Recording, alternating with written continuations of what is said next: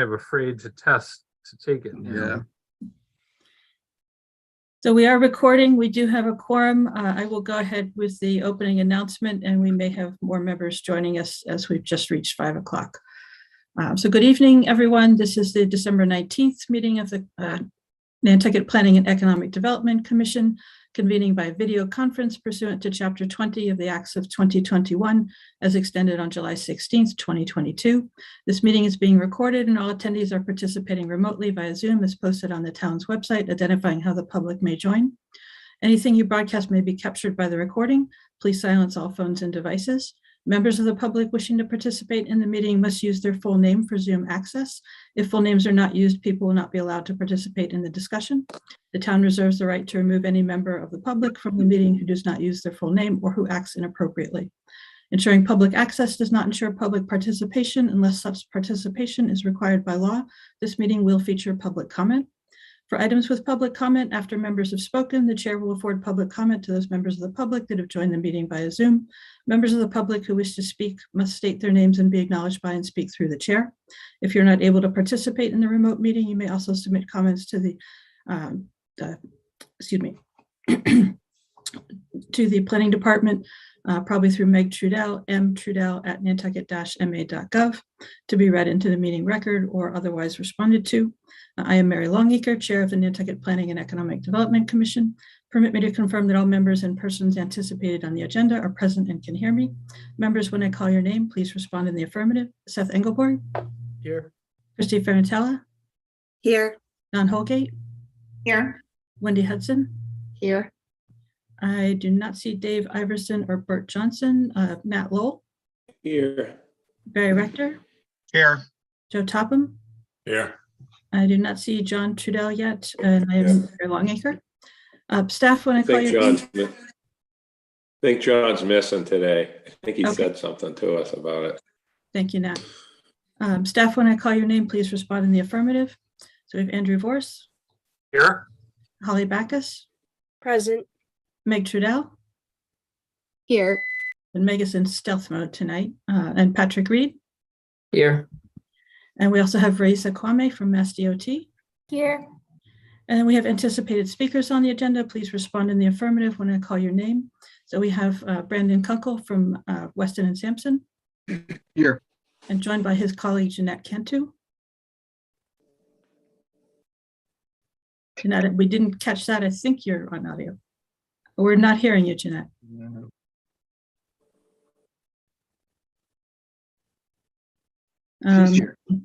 Yeah, hopefully you might want to try disconnecting and reconnecting. We're not hearing you.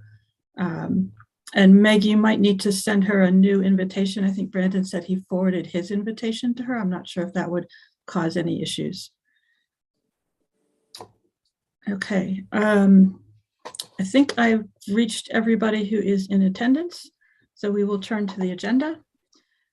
For the agenda, just a note that we did update the agenda. We added a second presentation from Holly Backus to item 6.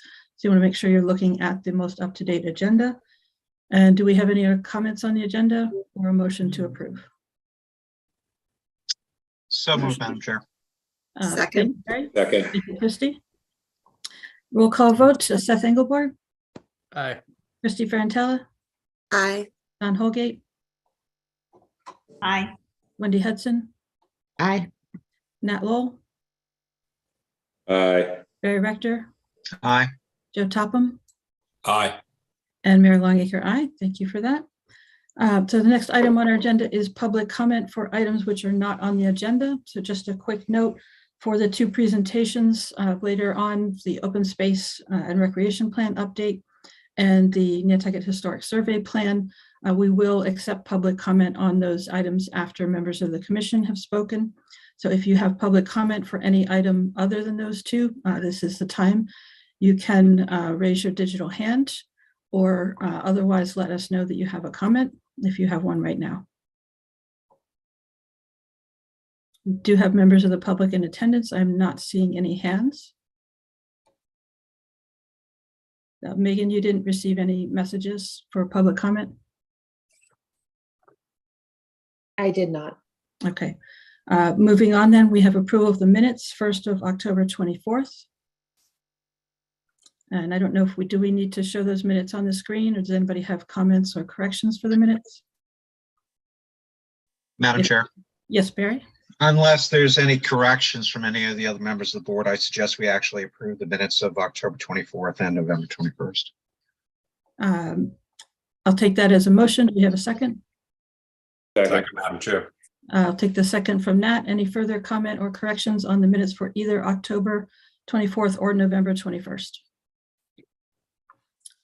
If there are none, we'll do a roll call vote. Seth Engelborg, Aye. Christy Ferrantella, Aye. Don Holgate, Aye.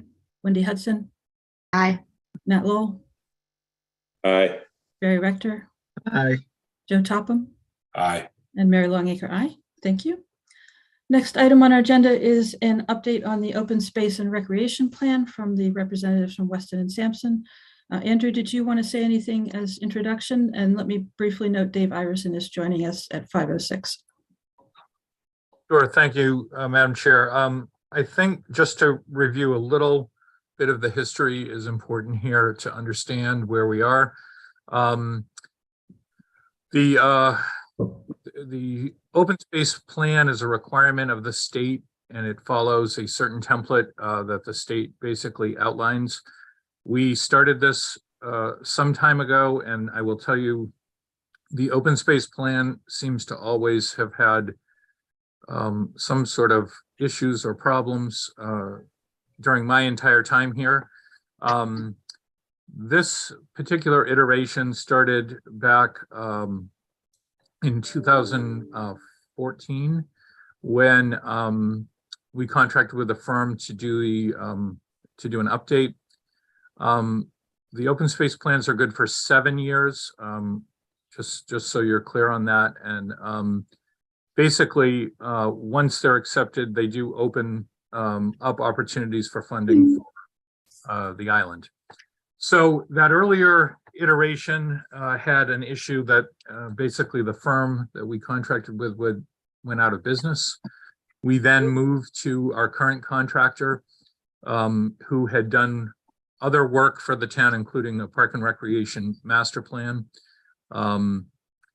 Then we had a couple events, COVID being the first, and the main person that was running this had some health issues and eventually retired from the firm. So we have some new faces here that are working with us to get this headed in the right direction. And we do have good news that we shared with both you and with Barry, that the state has at least basically accepted our draft that was submitted, which opens up opportunities for our funding. We still have over the next several months time to basically get the additional comments that we've asked for from committee members, and that request went out in November, and to get additional public information and other comments over the course of the next several months. So with that, I'll turn it over to Brandon to talk about where we are right now. Thank you. Great. Thank you. Thank you. Brandon, before you start, let me briefly note John Yeah, Trudell sure. joined at 5:07. And thank you, Brandon. Please go ahead. Beautiful. All right. Great. Thank you all for having us here tonight. We're really excited to provide the update. I don't know that we've ever met before, but if not, I do see some familiar faces and familiar names. But we are working with several groups throughout the town, as Andrew mentioned, as a company. I am also personally working with you folks on a few initiatives that you guys are pushing forward, in particularly the recreation realm of parks and open spaces. So perfect segue to the OSRP plan. Is everyone, as Andrew mentioned, sort of the big picture of the open space, but is everyone familiar with the open space and recreation plan requirements by the state of Massachusetts and the intent of the requirement by the state? Andrew, do you want Brandon to cover that for us? I think a lot of you are not familiar with that. Is that Okay. fair to say? Yes. Okay, so I'll give a brief overview. So in order to for communities much like yourself and throughout the Commonwealth to apply to the state for certain grants, they do require that each community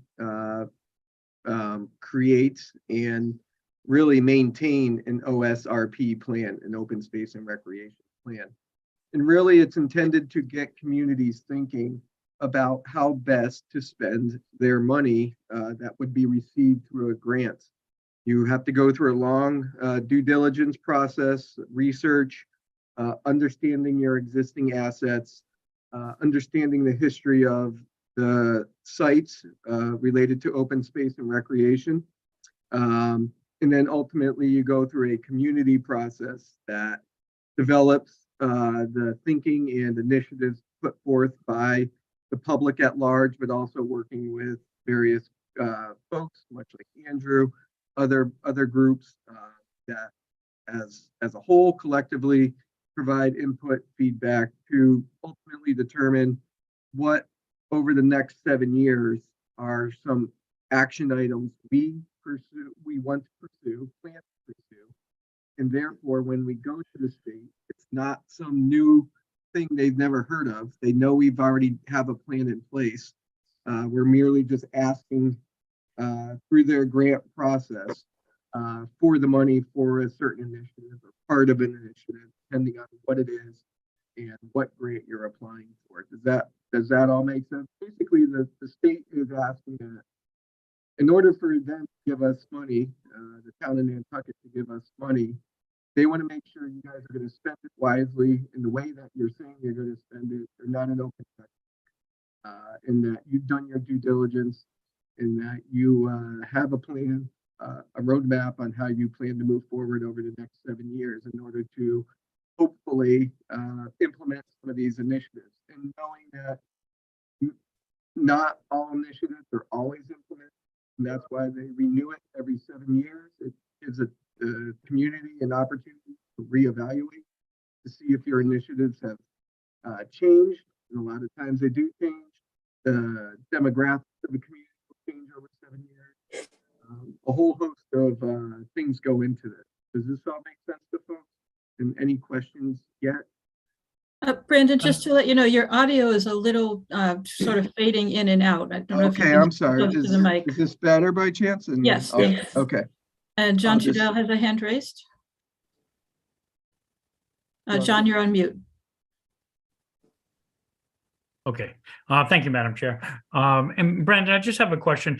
Is this totally unrelated to the CPC? A couple of board members, myself included, are part of the Community Preservation Committee under the Community Preservation Act. And we have, I guess, a percentage that we have to put towards open space of roughly 30%. I believe it is 33% of that. Is this totally unrelated, or is this a part of something that we can incorporate into with this open space and recreational plan?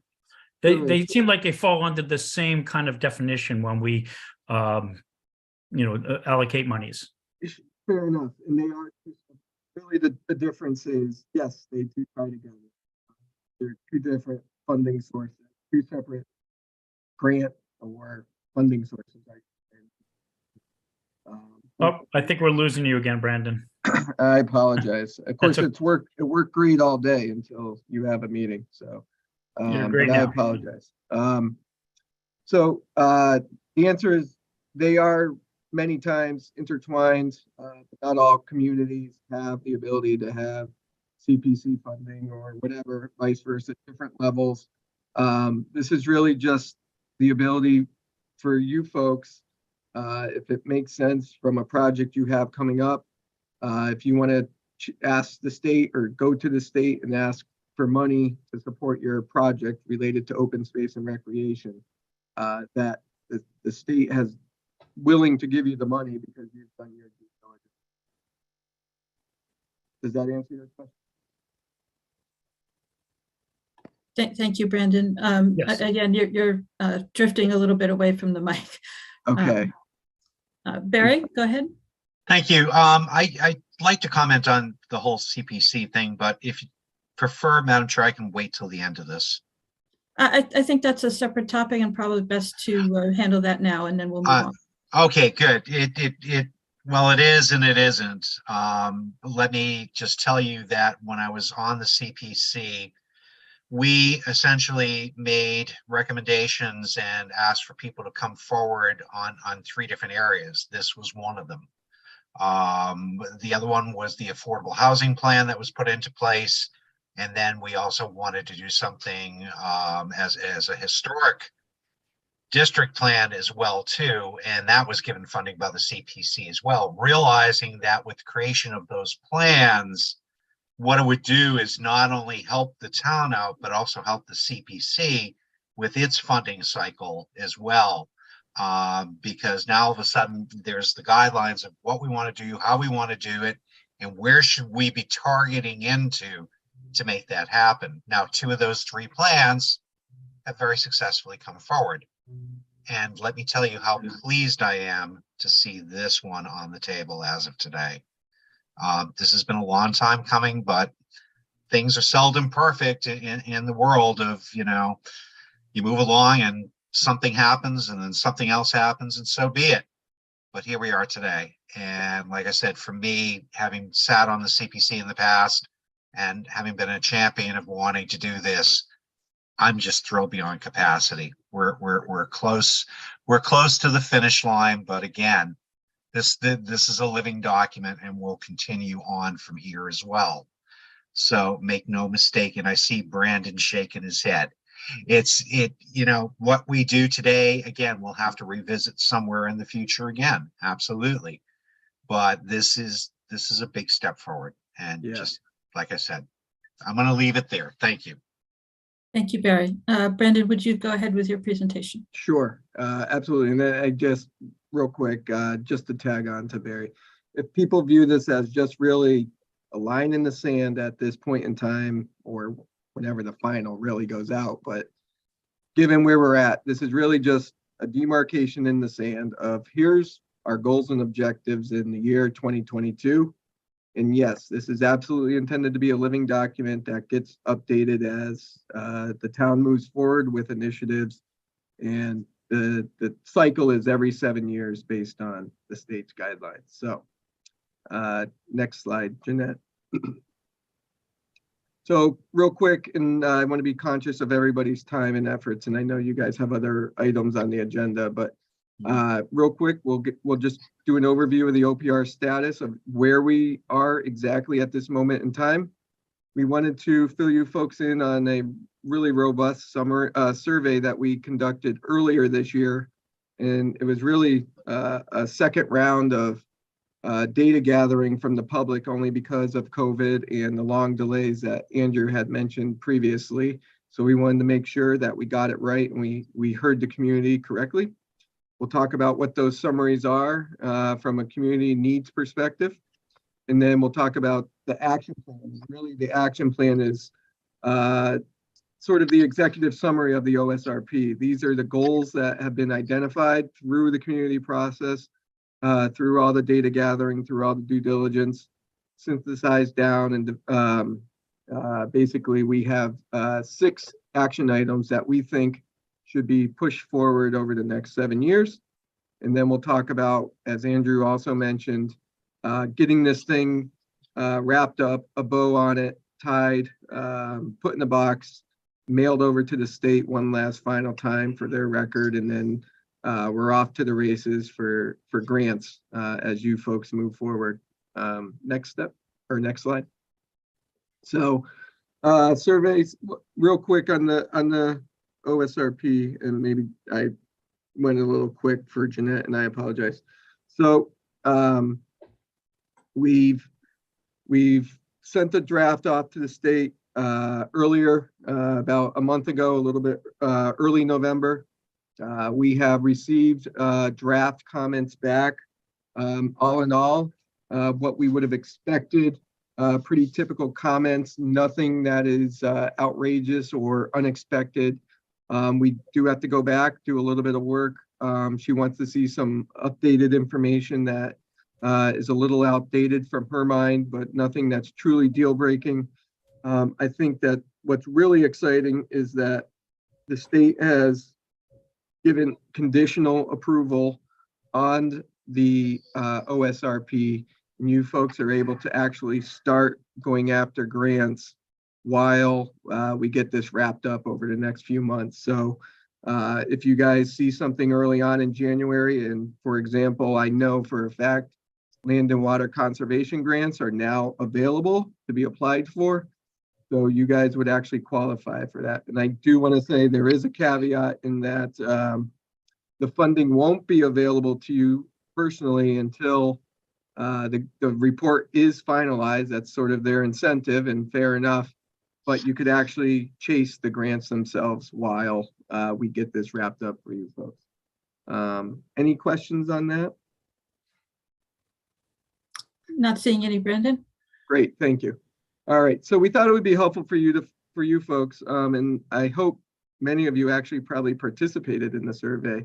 Brandon, pardon me for interrupting. I wanted to let the public know we do have some public hands up, and we will take the public comments after the presentation and the commissioners have had a chance to discuss. So members of the public, just to let you know, we do see your hands up, but we will be postponing the moment for commenting until after other comments are made. Thank you. Great, thank you. We wanted to report out on the survey we did earlier in the summer. We got the results back. We folded those into the OSRP draft that were sent in. But just real quick, and some of this should be intuitive. If not, hopefully it is enlightening and makes sense. But 62, and I'm not going to read it word for word, and it is quite wordy, but I'll try and paraphrase to keep things moving. But if you have any questions or want to stop me, please don't hesitate. So 63% have lived in Nantucket for more than 20 years, making them longtime residents. But I guess the biggest group is 55 years and older, but also followed by a much smaller group of 5 years and under. We actually found that to be quite interesting. So your two largest full-time resident populations are quite a distance apart, which is great and exciting. There's benefits to that. 79.5% of the survey participants noted that parks, recreation, and open space are very important to the community, and think they should be vastly invested in, and you know, just really something that should be taken seriously. The majority of participants strongly agreed that the town should protect its open space, improve access to your lakes and water bodies, and publicly available water sources. 60.5% of respondents visit a park or open space 3 or more times a week. That's pretty exciting. And I think this goes to show that over the last 2 years, COVID, if nothing else, has taught us, many people, to get outside and spend more time outside. And I think we're seeing that in many communities. And then 43.7% of the group prefer visiting park facilities from noon to 5 p.m. So that's after school, most likely, lunch times, dinner times, recreation events. And then majority of the participants drive to Nantucket parks and open space properties. Not necessarily surprising, but I think just because your assets are quite spread out over the entire island. But I do know you guys have a vast bike trail system, which is really exciting. So it's not just all driving, but this is just a quick snip of how people are accessing the various properties. Many do use the sidewalks, think they're very important. Jogging, walking, riding their bikes, just getting out to these open spaces and taking advantage of them. Next slide, Jeanette. 50% of the respondents stated that walking, jogging, and hiking trails are important to them. I think that just goes to the active lifestyle of the island that you folks are probably very familiar with and part of, which is great to see. In terms of park and open space ratings, participants indicated that they are in average or good condition. They assigned open space an adequate to average overall rating. Just it is all perspective and people's opinions, but you know, what is a good condition versus an average condition is subjective, but just keep that in mind. More than half of the respondents indicate that the reason they would rarely use an open space facility was due to overcrowding. I have to imagine that's during the summer months when you guys are at your peak visitor and seasonal populations. They're also concerned about unleashed dogs, poor conditions of the facilities, lack of parking. Less than a third of participants didn't know the locations of all the parks or facilities, and 6.5% found them not enjoyable or interesting. So we cannot please everyone, and that's very typical. 45% of respondents indicated that their recreational needs are being met, which is great, at a good level, and 25% indicated that recreational needs are somewhat met. So there's a little bit of work to do, and we hope to accomplish that through this OSRP plan. Next slide. So in summary, in terms of park improvements, I think it's clear that protecting open space from future development was the most common theme. I know that comes with challenges, particularly related to the available lands for future opportunities, whether or not it be for open space or recreation, particularly related. Nantucket is a bit of a anomaly compared to other communities in regards to you guys are extremely limited by the amount of land that may be available for open space and recreation, particularly the active recreation, let's say, opportunities. And I can speak to that a little bit more if folks would like me to. Followed by maintenance and walking of trails, jogging, benches, and outdoor gathering spaces. These are all important. They want to see an increase of picnic areas and shade shelters and programming, among other opportunities. Here's a continued summary. Assessment of the population trends in Nantucket show both an aging population overall, but also an increase of children under the age of 18. That was sort of the two spectrums of the survey. And the fastest growing segment of the population are 65 and older. This is honestly not surprising to many communities. Nantucket is not alone. We are finding that the older or senior populations are very much active, and rightfully so. It's great to see. They want to stay healthy, and this is all part of ensuring that they have the opportunities to do that. Recreational resources and programs should reflect the needs of the increasing population of children. That goes more to the active recreation side of things, as well as the senior population who might be living alone, and the large population of active adults. So you guys run the gamut, but really it's that senior population and that really young population as you folks move forward with some of the implementation. Top activities: walking, jogging, water-based recreation, trail recreation, no real surprise there. The quality of the recreation facilities: 78% said they are in excellent and good shape. Motivation to do outdoor recreation, physical fitness, mental well-being, close to nature. That's sort of, in my mind, really over the last 2 years has really risen to the top, particularly the mental well-being, just getting people outside again, fresh air, getting people to interact. I think it's become really, really prevalent and important. People are truly taking advantage of the open space that communities are able to provide. Top reason to visit: it's proximity to folks' home, The unique scenery and vegetation to Nantucket is always interesting.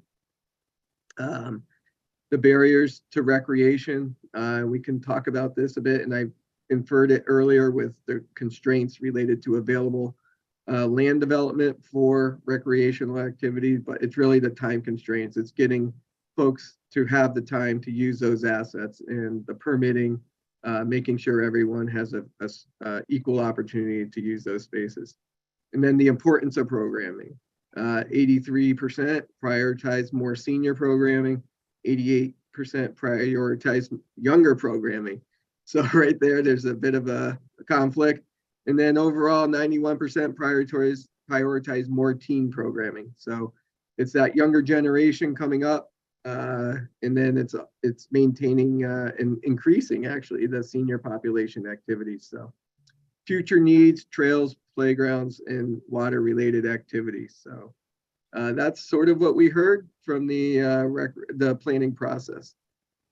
So we distilled all that down and took all that information in, as well as a host of other information that's provided in the very robust report.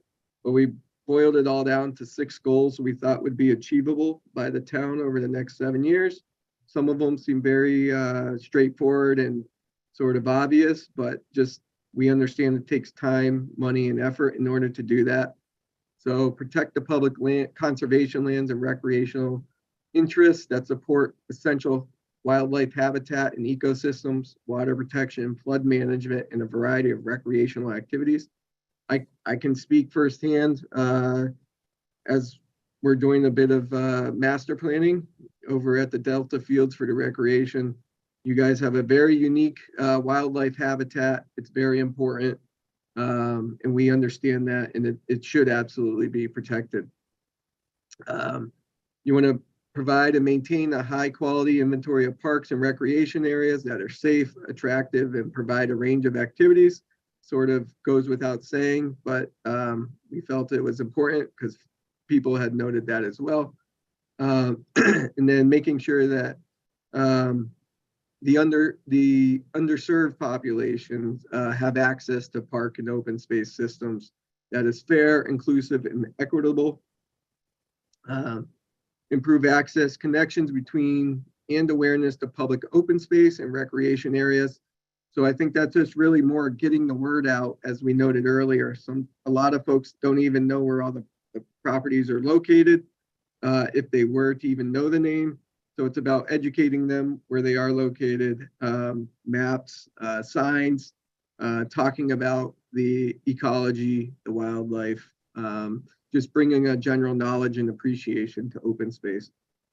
Preserve the island's sense of place by preserving and managing the physical environment, public access to resources, and connecting and compatibility of neighborhoods and other resources. I know she's on the call, so I hope she appreciates it. But Holly is very passionate about the historic preservation. We totally understand that, and we agree. It is absolutely important to preserve that sense of place, particularly as things develop. Let's be very smart about it. Let's make sure Nantucket does not lose its identity as you folks move forward. I don't think we have to worry about it, but just something to note. Preserve the island's sense of place by preserving and managing physical environment, public access to resources, and connectivity. Jeanette, I think we have a typo there, so we'll have to fix that. And then lastly, integrate the open space and recreation plan with the Nantucket Public School District to collaborate and increase of recreational uses outside the active school hours as it relates to providing additional assets and recreational program opportunities for the growing population of Nantucket. And this really all ties into the available recreation spaces on the islands. We understand there are tremendous challenges with expanding existing facilities to meet the demands or creating new facilities to meet the demands. We think there's a lot of value in collaborating with the schools on leveraging their facilities for recreation purposes. I know it's not easy. We totally understand that. There's a lot of challenges that will have to be worked out, but we do think it's something that is valuable and should be explored and pushed forward over the next several years. And thank you, Jeanette. And I think you're making some edits on the fly, but real quickly, integrate the open space and recreation plan with planning initiatives. Goes without saying, but there was a few that were mentioned earlier as it relates to making assets more resilient and better prepared to withstand the varying challenges of climate change and sea level rise. Again, I'll point out that Holly and I are involved with an initiative right now on doing a study on some of the beach properties, as well as we're working on an initiative over at Tom Nevers as well to help restore that embankment. Climate change is here. It's present day. You guys are already impacted by it. It's just something to be aware of and implement as part of the daily thinking as these initiatives get put into place. Next slide. Next steps. All right, this is the exciting stuff. So as I noted earlier, we submitted and we received back draft comments from the state. Like I said, nothing is really deal breaking, pretty typical comments. She's asking for some updated information only because it has been a bit of time since this was last submitted to them. There's some new census that have been since released. We'll be folding those in, but nothing that is really deal breaking and will change the essence of the OSRP report. As Andrew mentioned earlier, we are waiting for comments from the various commissions, boards, folks within the town. We will take those comments with the state comments. We'll fold those into a final draft report. We'll also be seeking support letters from various commissions, boards, the town manager for endorsement to the state. The state wants to make sure the community is actually on board with the OSRP. So we do that through the letters of support. And lastly, as I noted earlier, we do have conditional approval from the state already that came with their draft comments that now allows you folks to participate in their DCS grant rounds all the way through 2029, or basically over the next 7 years. As I noted, the funding will not actually become available to you until you guys finish the report, but we anticipate doing that over the next couple of months once we receive the comments back, and we'll fold those into the report itself. Next slide. And that is it. So with that, I will turn it back to Mary, and I guess we'll take questions should there be any. Thank you, Brandon. So Wendy Hudson has her hand up. We'll take questions and comments from commissioners first. Go ahead, Wendy. Thank you, Madam Chair. Just a couple quick questions. I just thought I'd raise the point that, you mentioned that we're very limited by our open space opportunities, but I think the flip side of that is we're extremely blessed by how much of the island already is preserved. I thought that was just worth noting. I challenge anybody to be right up there with us on that. The other thing that really caught my eye was making properties aware, like the wayfinding. I think Land Bank does a great job with that, with their little posts, and something we've been talking about on the NHA board is identifiers for the NHA properties. So it occurs to me that it's an opportunity to work closely with the HDC on something similar that might be used, shared by all these different organizations that would educate the public well. So I'd mention that. But thank you. I also did want to say this is fabulous. Really, really exciting. And thank you for the work. Thank you. Thank you, Wendy. Other comments or questions from commissioners? Brandon, I did send in my written comments. So I'm sure those are passed on to you. Okay, great. Thank you so much, Mary. I do believe at a minimum, Andrew has noted to them. I think Jeanette may actually have them in hand, but I don't want to speak for her. But I'm aware that you have made comments, Mary. Thank you. Madam Chairman, if I could. Yes, Andrew. I just wanted to make sure, so we've been receiving other comments and I'm sort of gathering those up to, forward on to Brandon. As you know, we extended our deadline. December was too, close for a lot of people. So we've extended that. The town manager asked for an extension to our January meeting. And so I have gotten some comments from Jesse about Land Bank, from Emily Molden at Land Council. So there will be, we're gathering up all of those comments and we'll have a further review of them at our January meeting. We have talked about whether that should be scheduled as a public hearing. And if we need public hearings past January, we certainly can do that as well. I think, Andrew, we also heard back from the school, just to note. Oh, that's that. right. Thank Yeah. you very much. Yes, they responded right away. Yep. Okay, further comments or questions from commissioners at this time? Right, and as I did, you're also welcome to send in written comments if that's helpful for the plan.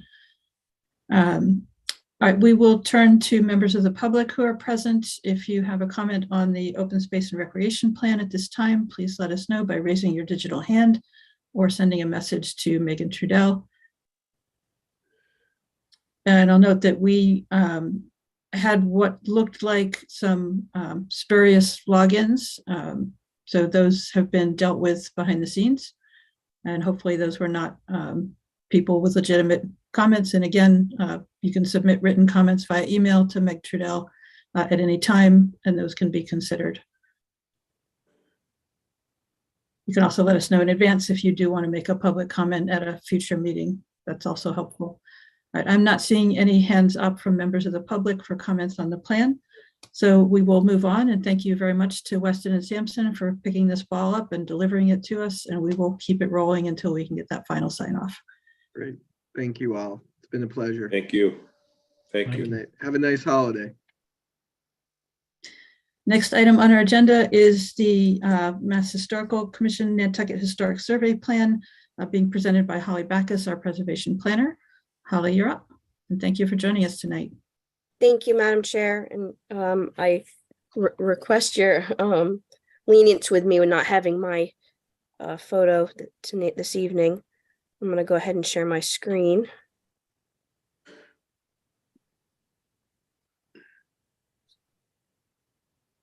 You can see that. Yes. Thank you again for this opportunity to be able to provide an update on this fiscal 21 MHC grant project. This is actually the photo on the cover of the plan. This is your map. Love this, one of the from the NHA files. So the survey and planning grant was received by the town due to our CLG status. I will go over what is the CLG and our grant, our project, which is 2 projects in one with 2 different scopes. This is an actual picture of a Sanborn map. Another great tool to use for documenting our historic downtown. So the town of Nantucket leadership gave the town permission, gave me permission, thank you town, to apply to become a certified local government. And this was also in line with the select board's strategic plan, where historic preservation is an important aspect of their strategic plan. And then in March in 2021, we became the 27th community within the Commonwealth of Massachusetts as a certified local government.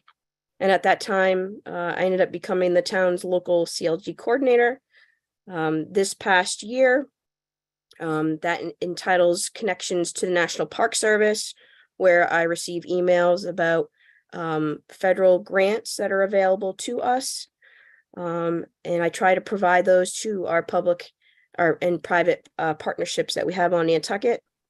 And I also had to provide MHC a required annual report, where both commissions are the joint CLG commission, which is made up of the HDC and the NHC.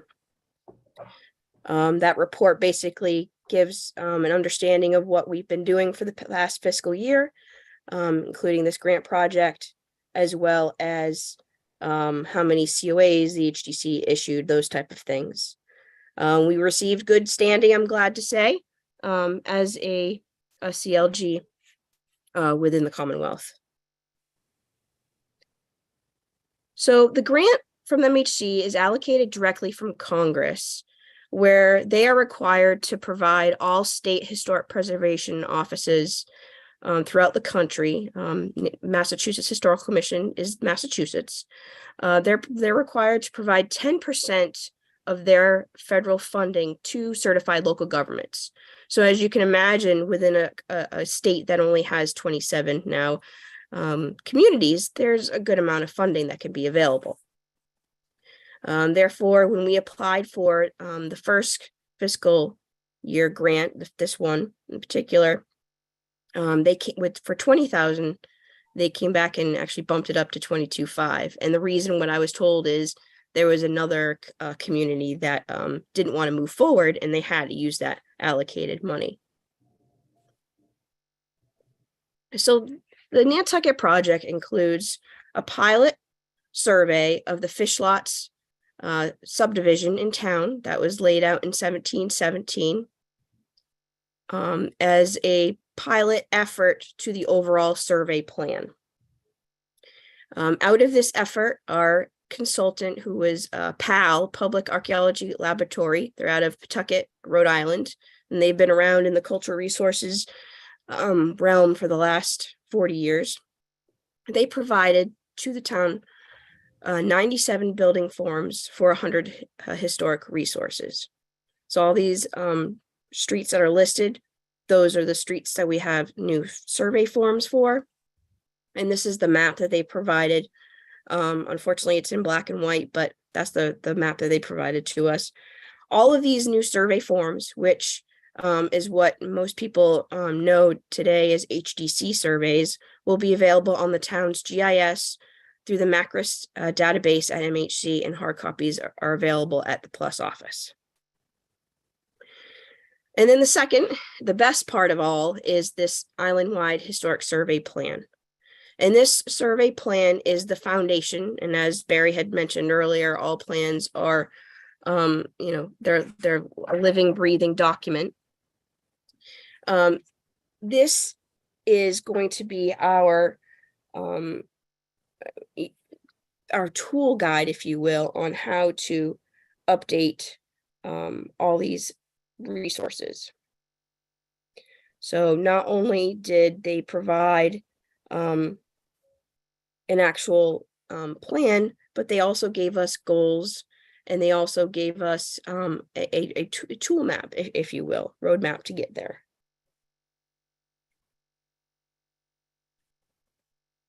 Here's the draft cover of our survey plan. And I say draft because MHC is currently still reviewing it. The map on the cover, as I mentioned, is the map that I also had in the front by Ewer in 1869. Again, thank you to NHA. The plan includes 38 pages in the body of the report, and it outlines 59 different neighborhood units that include unique names, boundaries, and descriptions.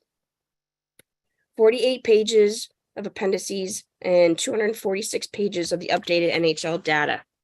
This NHL data originally was created in 2012 when our NHL nomination was updated by CPC funds. So thank you to those that represent CPC.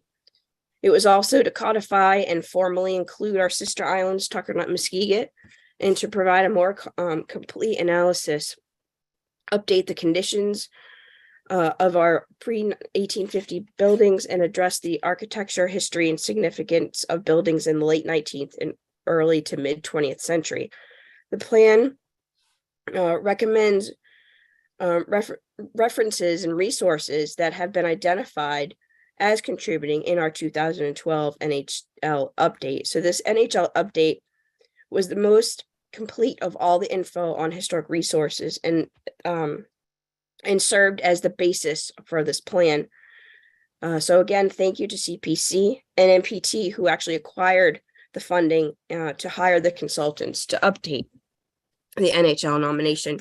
This document has been provided to the town since then, but this was the first time that it's actually been utilized in a more complex manner. So I see this as a fantastic tool moving forward. There was a lot of work that went into them having to do that. So I'm going to take you on to Sconset, actually.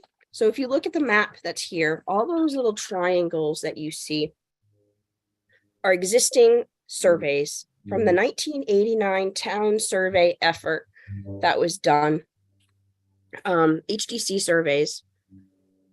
There you'll find, you can actually find all these on our town's website through the GIS now. There's an MHC layer. But this 89 effort, they're all in an outdated format, first of all.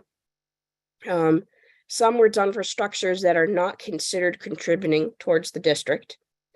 And some of them are still existing for structures that have been maybe removed or demolished. So essentially what this survey plan will do will be allowing us to update these surveys.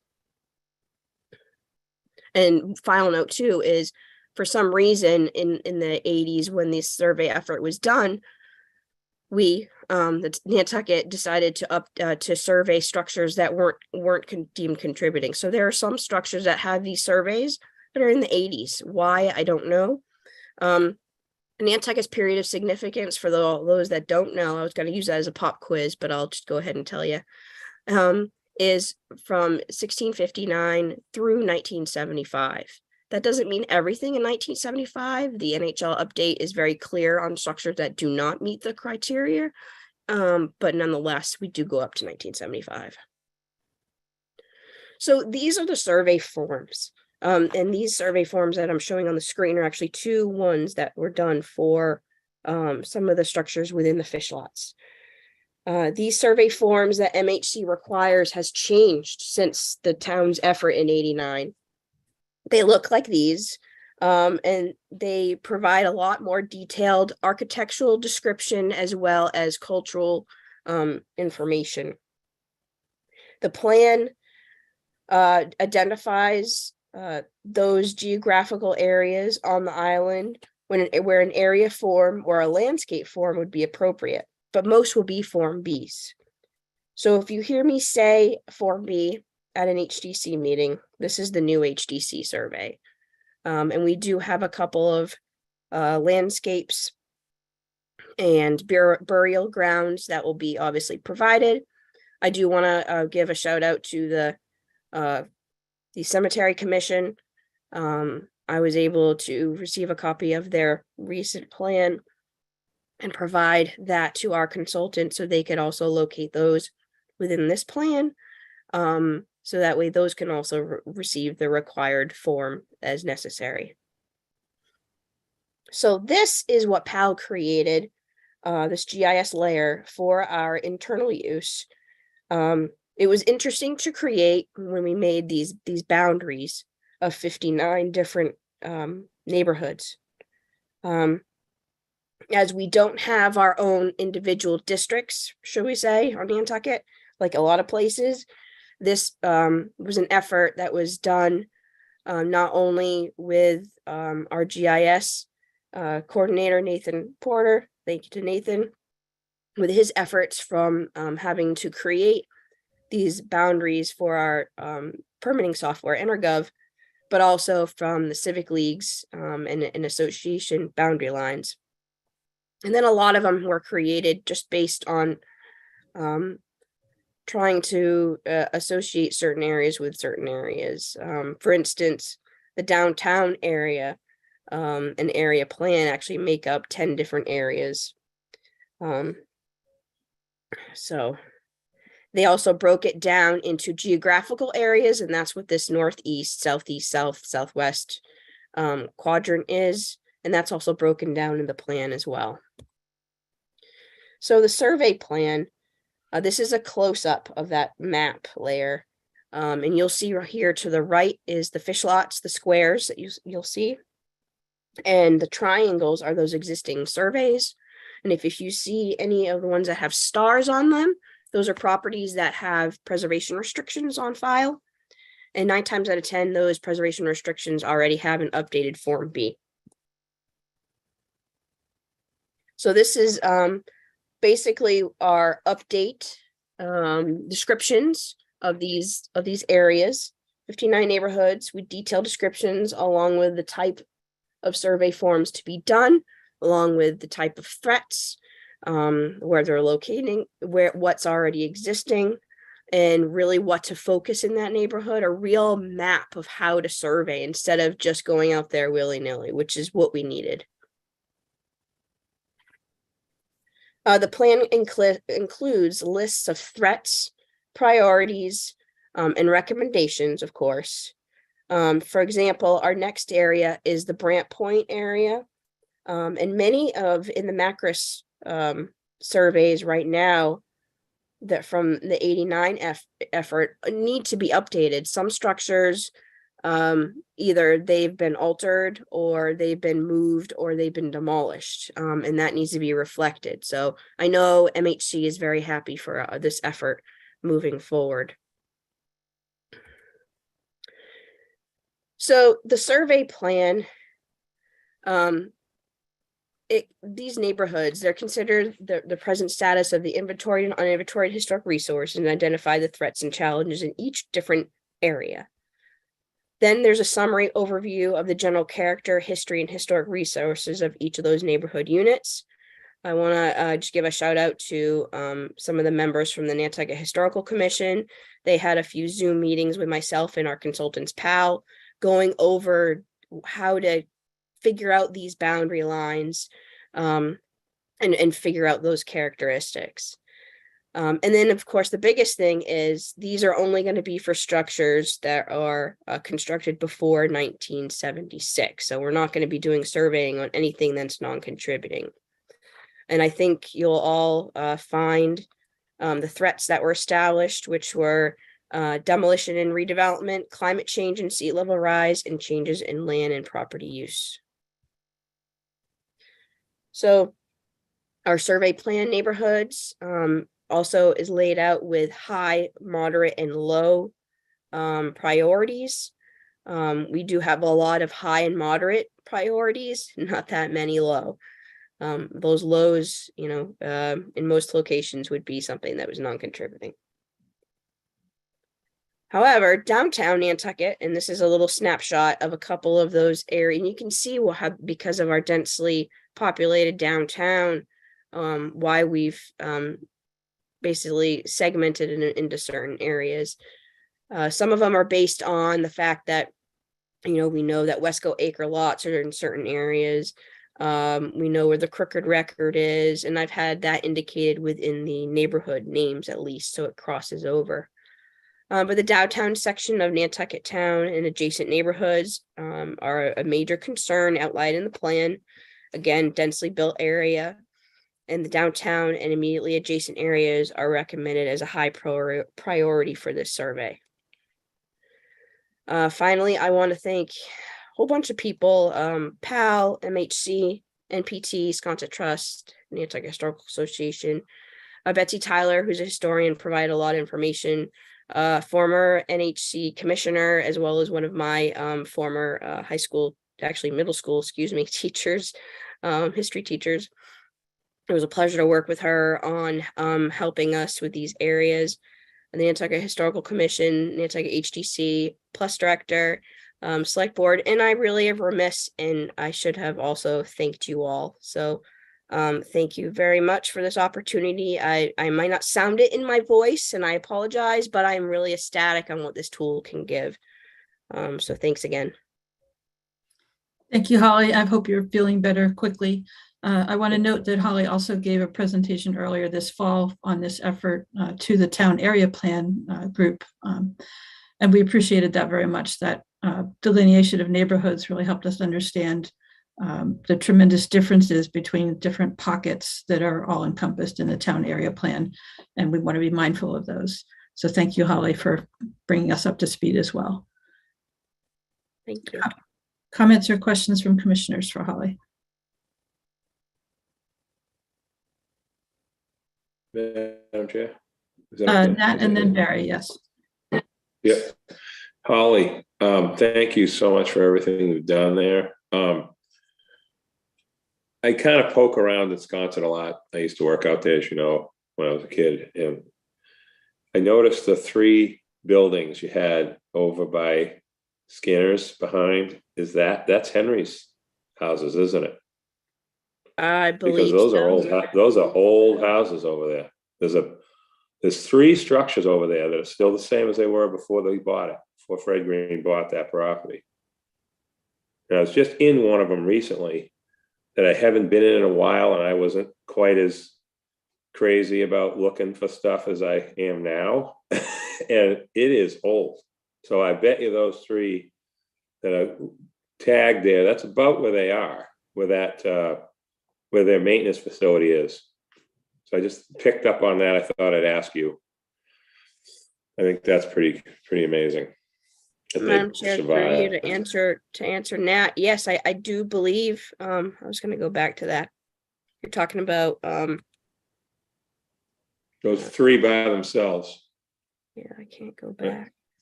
That's definitely. It was. Right, oh, these 3, yes. I Yeah. believe you're 100% correct. One of the things that I think we all are aware of, just like the HDC,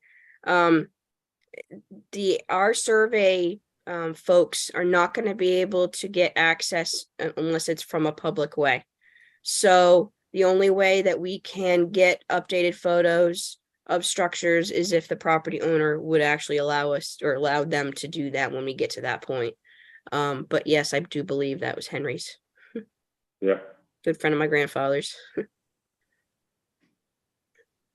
Thank you, Nat. Barry, you had a comment? I do. Holly, fantastic. You were making my night here between this last presentation and where we're at.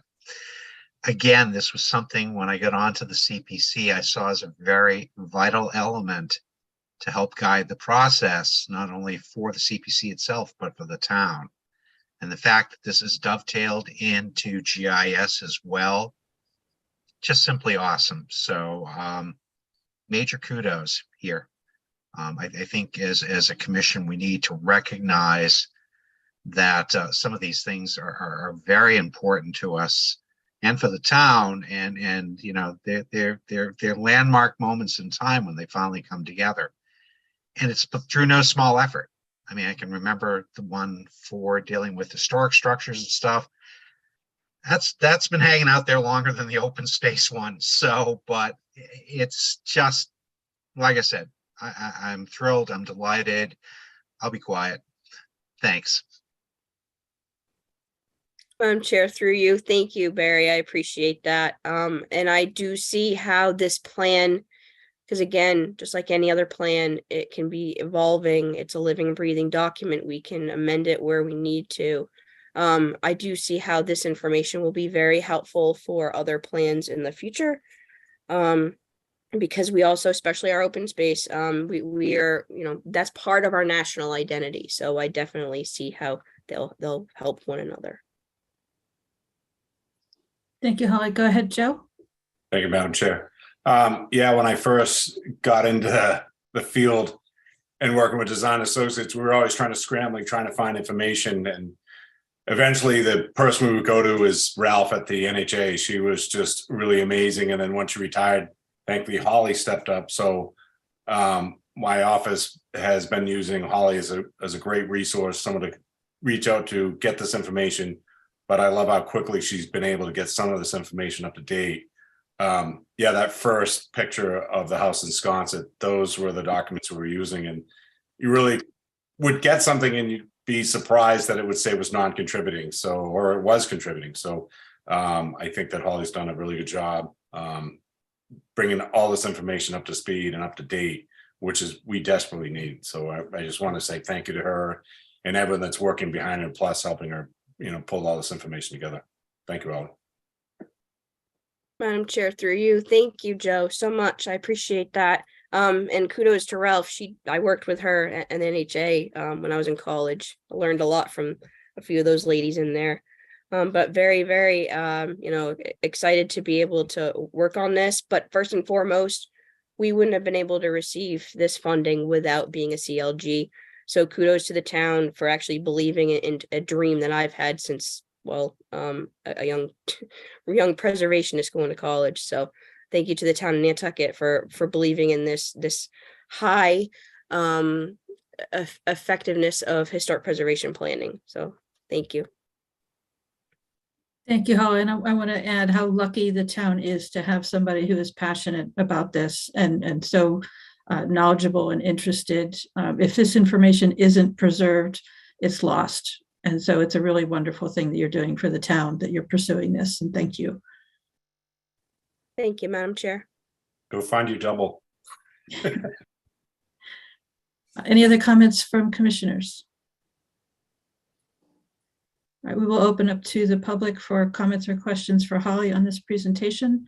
Again, please use your digital hand to indicate if you want to speak.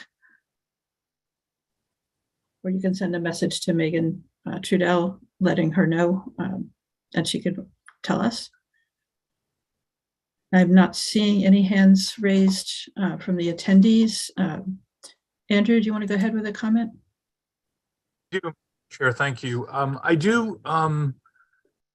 I think I'm so pleased that everyone recognizes Holly and her passion. It's something that I recognized, when she applied for a job in our office. And I think you all too need to understand how much the NPNEDC did to create this job, to fund the initial surveys. I mean, all of that started with the Planning Commission too. So I think that this work is excellent. It's part of the specific goals from our master plan. And I'm just happy to showcase this and hope that people understand Holly's real talent here and her excellent qualifications that I think, don't always receive the credit that they should. So thank you all. Thank you, Andrew. Barry? Barry, you're on mute. Thank you. I just saw that. I got to say this anyways. I have to echo Andrew's statement about that. Sadly, when we put this thing forward with the CPC, it was met with the best of intentions, and unfortunately, under previous administrators, it sadly languished and got tied up. So I think that having Holly recognized and have the support of Plus with this as well has it's like night and day. It's like night and day. Like I said, I've been waiting for this for years, and that's exactly what it took, was the Planning Commission to find the right person to do it, and someone who had the heart and intelligence to pull it off in such a great way. And I see this being a living, breathing document again for the future as well too. I know under Holly's hands, this thing will certainly continue in a good life here, and I think you all should be proud of that. Thank you. Thank you, Barry.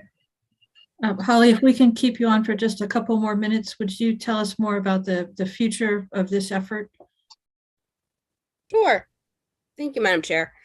So we will be going into the next grant project basically it's our fiscal year 22 that we have been a recipient of $20,000 that will finish the fish lots, because we only did 100 and there's more in the fish lots. I think there's a couple of non-contributing structures that are sprinkled throughout the fish lots, but not that many. And then we will be going over to Brant Point. So out of those two different areas, there'll be 140 new surveys that will be done. PAL is our continued consultant on this work, which I think is a great thing to be able to utilize the same consultant following their methodologies that they've come up with. And again, it really worked well to pick the area that we're seeing development. We're seeing redevelopment, and we're seeing erosion and sea level rise. MHC has received applications in the recent past due to Chapter 91 having to elevate historic structures. Obviously, that triggers HDC following our Resilient Nantucket design guidelines, which everybody is well aware I'm very passionate about, to make sure that these structures are elevated and protected following the National Park Service's standards for flooding and adaptation, and not something that's just picked out of thin air, actual methodologies. And so this survey work will be a little bit easier, I think, for the consultants, just because this last project was twofold with the plan and a pilot. So they'll be able to hit the ground running. They already have a lot of that information from the state already, MACRIS, the existing survey forms. And they'll be coming to Nantucket probably the beginning of the year at some point, and doing an actual walkabout or drive about of Brant Point. They've already obviously been in the fish lots, but of Brant Point, and that's where they'll take their photographs that you see in the Form Bs. Again, it's from the public way. But one thing to note is that these forms are not just for the main structure on the lot. They also will show the any outbuildings that are on the lot. So a couple of buildings that are of note in the fish lots would be the wood box. And you all are aware that there's another structure on the back behind the wood box. That's also notated on the survey plan, as well as any other structures within the fish lots that have any type of outbuilding associated. So when you look at those Form Bs, you're not just getting information on the main dwelling, you're also getting it on any outbuildings associated. And that will be throughout the entire project, any Form B that's done. Thank you, Holly. Anything else before we move on to the next topic? Seeing no comments, Holly, have a good night and get plenty of rest and stay strong to complete this work. Thank you. Thank you very much, Mary, and thank you for the opportunity. Good night, everybody. Next up is an update from Patrick Reed, our Transportation Program Manager. Patrick? Hi, all. Thanks for the opportunity to provide a quick update. I just wanted to go over the status of a couple of projects. Milestone Road, wanted to thank you all for meeting last week and endorsing a letter of support. The Select Board also voted to endorse a letter of support for the two separate intersection and path projects. Those letters have been submitted to MassDOT. Right now, MassDOT is currently in the process of having internal meetings about the best path forward for these two projects in terms of programming in this fiscal year or future fiscal year. The intersection design is also something that's under discussion within MassDOT. So I'm looking forward to being involved in those conversations, and we'll keep you up to date as well, so that way you can stay involved too.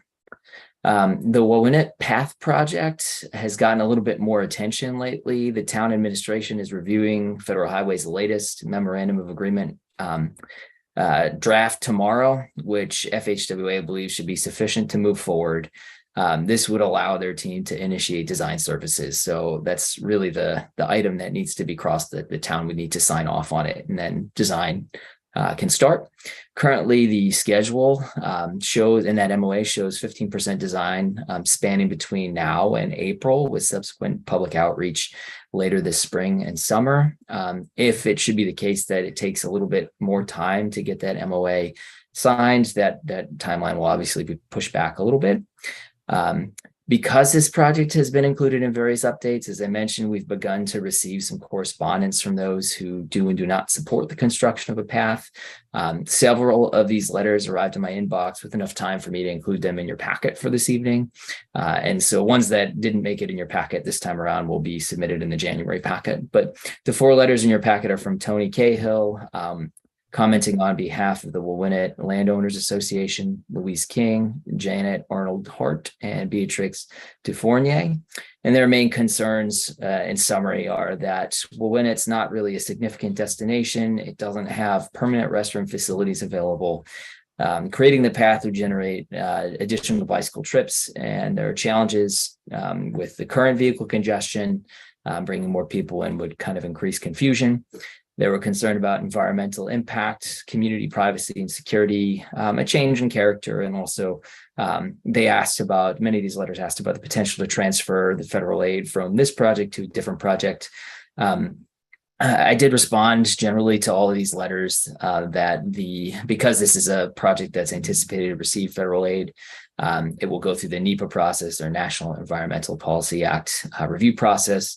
So that process requires the development of alternatives for public review, and including typically a no-build alternative. So the community will have an opportunity to understand and contrast builds versus no builds, and you get a sense of what the impact is and what mitigation would be necessary. One thing that I wanted to be very clear about with folks who are tuning in, there is no potential to transfer this federal aid to a different project. That's one thing that I've heard is, well, why can't we just move this money to a different project? The town was granted in 2016 and 2018 2 awards for this particular project under a discretionary aid program, which means that it's a special program, in this particular case, one that is intended to support access to federal lands. And so if we decided, for whatever reason, the town decided not to move forward with the project, you just end up forfeiting that federal aid. Moving on from that one, Tom Nevers, the multi-use path that's planned for Tom Nevers. We have a contractor for this project, Weston and Sampson, the same team that presented tonight on the open space plan. They're in the process of working with us to develop the design for this path. They're currently developing base plans based off of aerial surveys with a subcontractor, and these would lay the groundwork for their future designs to be overlaid. So good to see that one kind of moving forward. Orange Street Non-Motorist Improvement Project. This is the concept to create a non-motorist oriented connection between Goose Pond and the land bank properties that have paths on the north side of Orange Street, which would tie into that Milestone Road project, right? It's one of the 2 gaps. The current contractor, VHB, is in the process of developing an estimate for new design services for path alternatives on the northern side of the roadway between Goose Pond, and we're anticipating they'll get that to us late December. There's also a federal discretionary grant opportunity that I'm looking at for this one called RAISE. I'm in the process of reviewing the opportunity to see if this project might be a good candidate. That particular program, it's for larger projects, and I think this will be sort of a larger project that will take a little bit more level of effort in terms of design, and certainly in construction there'll be a higher resource demand anticipated for this one. So looking at that to see if it's a good candidate. For the Surfside Area Roadway Improvements Project, the town held a public meeting on December 8th to solicit comments from the community on this larger project that will include water main extensions, as well as roadway paving and a paved side pass in the Surfside area on Lovers, Orcora, and Monahans. The main feedback on the transportation side that we received is to consider traffic calming on Lovers Lane, which we had heard before. And so the town contractor, GPI, has provided several suggestions at that meeting for traffic calming, including table crossings, speed feedback signs, striping, signage, vegetation, the mini roundabouts were even brought up. And so any feedback that we receive will be used to inform roadway designs for Lovers. One thing that kind of came clear to us is that there was a preference for table crossings and speed tables. They seem to be the most popular design. There's a little bit of a concern about where those would be located, if there would be enough of them, if they would be out of the way of driveways to ensure that larger vehicles and boats and things like that can turn into driveways. So that will be assessed in the design process. We also received some not so positive feedback about the speed feedback signs. So you may have seen them off island. They're not used, as far as I'm aware, on Nantucket, but basically it's like a sign that tells you how fast you're driving. And so it is electronic, and that's likely why it did not receive positive feedback. We also did receive comments that the table crossings, we'd have to consider how many would be appropriate. So that's sort of a summary of the roadway feedback we received. That's it for the significant construction projects and design projects that we're looking at.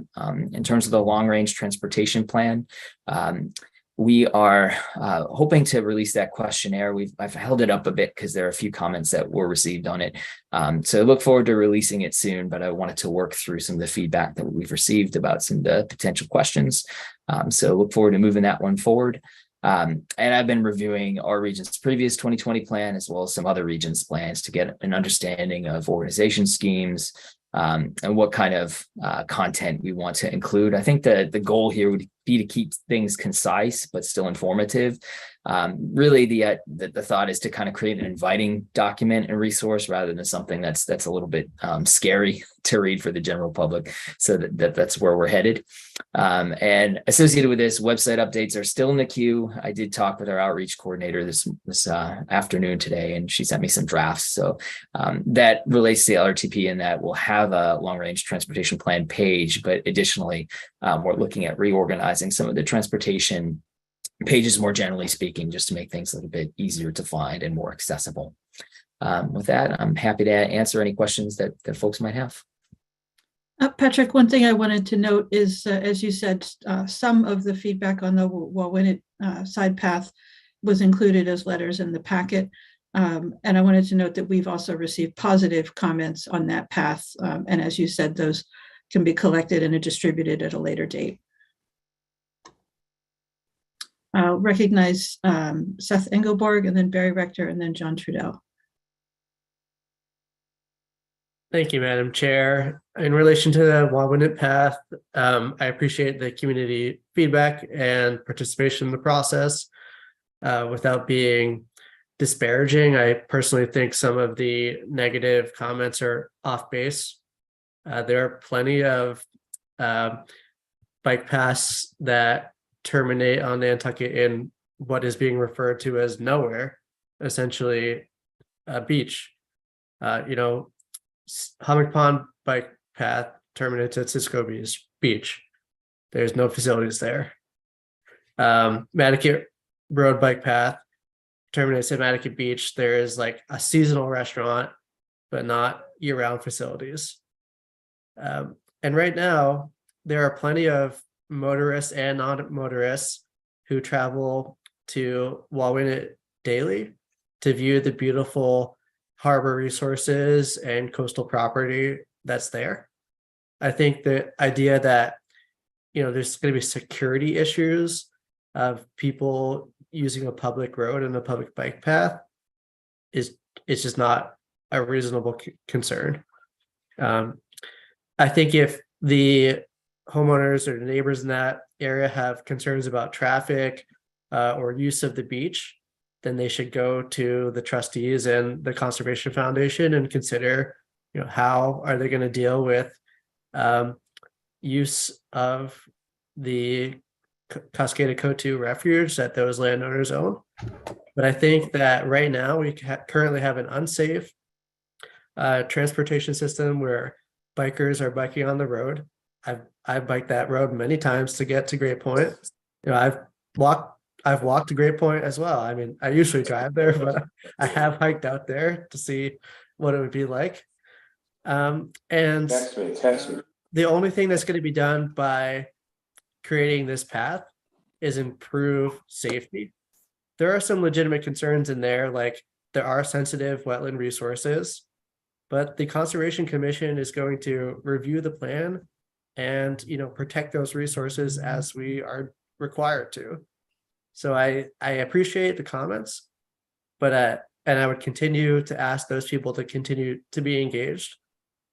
But I think the purpose of this path is really kind of an outstanding public benefit. Thank you. Thank you, Seth. Barry, I recognize you next. Thank you. I appreciate it. I'm going to have to concur with Seth that you really articulately hit a lot of nails on the head there about the WINIT system. Patrick, is this going to go to any kind of public hearing this time March is on?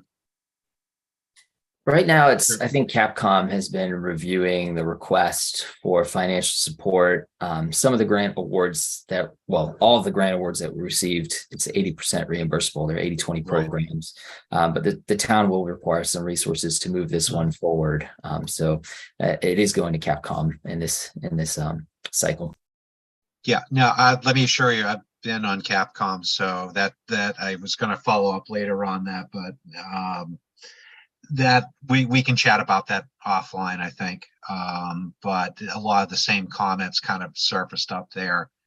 But I'm asking if it's going to go to any kind of public venue or public comment phase.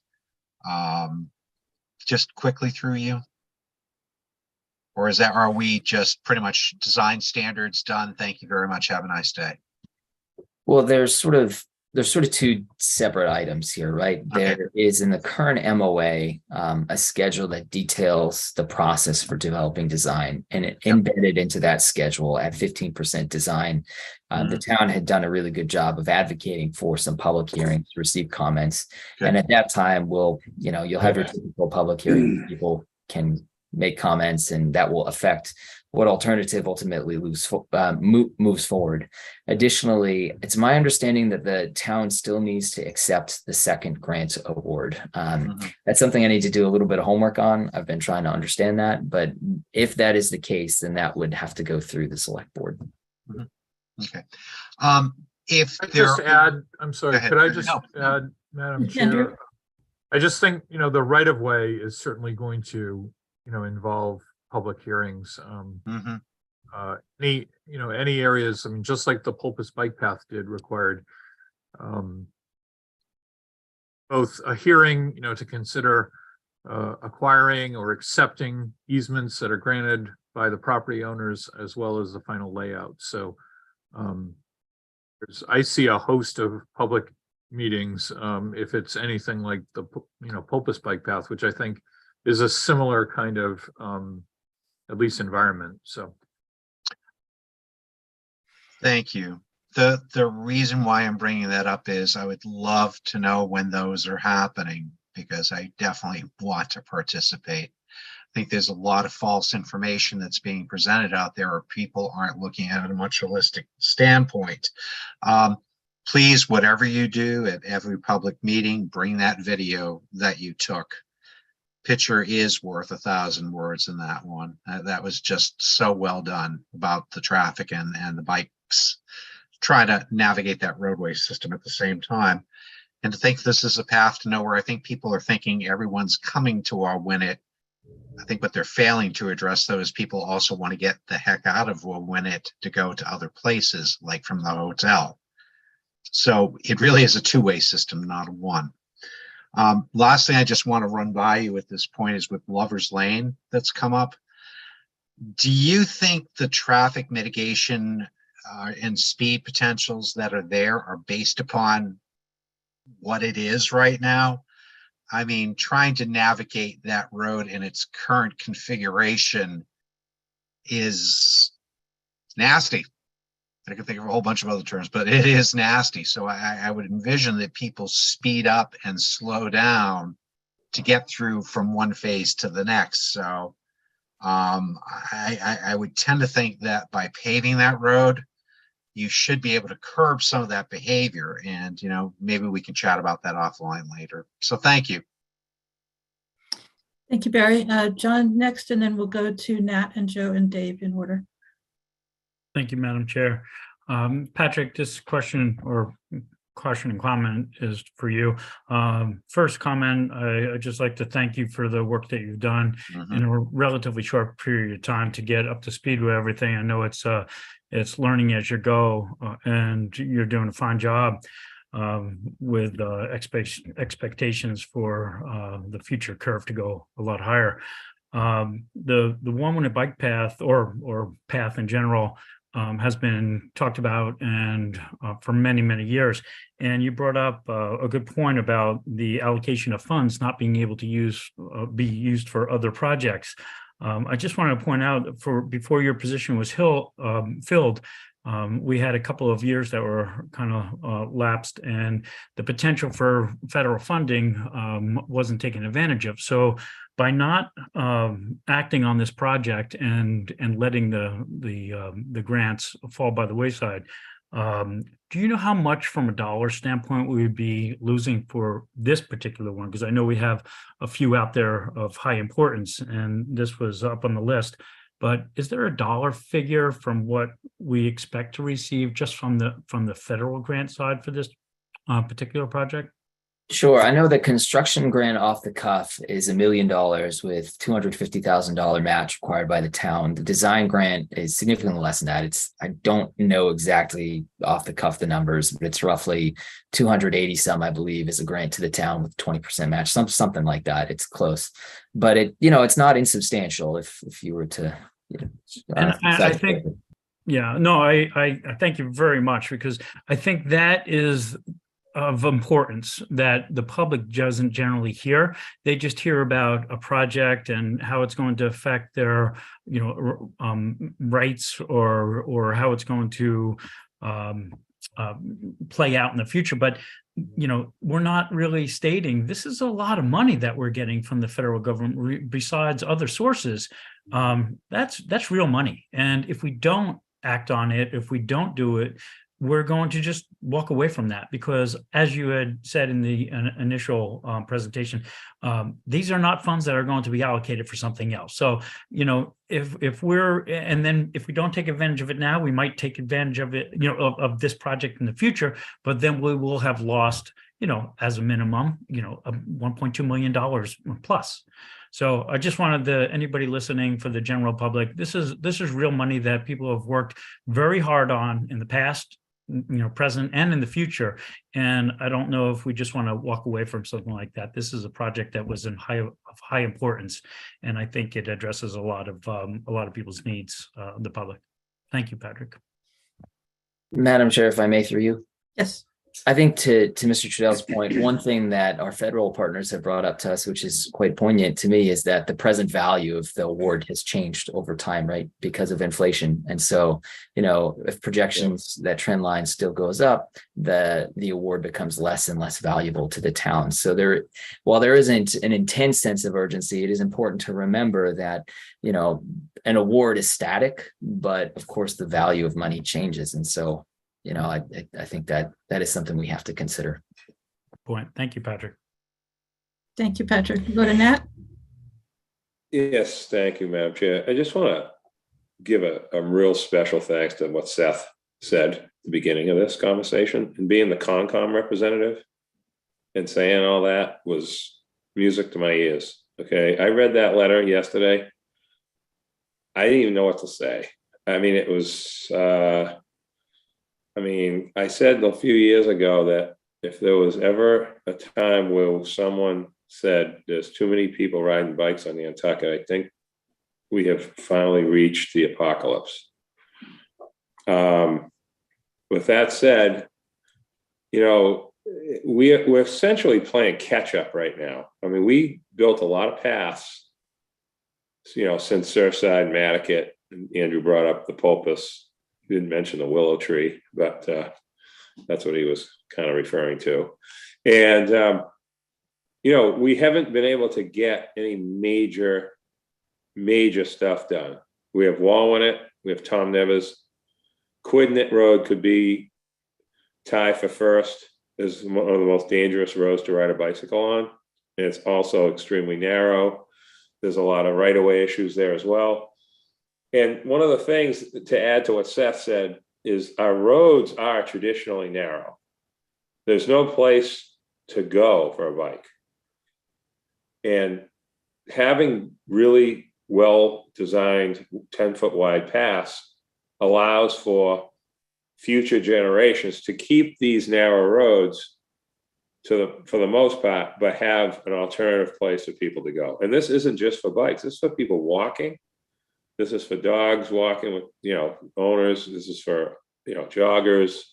I mean, this is a no-brainer. I can't even believe that this is even possible. So I just wanted to thank him for saying what he said to start out the conversation, because this is a really important thing. And thank you, Patrick, for picking up this from Mike in the past. Thank you. Thank you, Nat. I think I said we'll go to Joe next. Thank you, Madam Chair. Yeah, thank you, Seth, way to lead us. And we're all storming down the same trail.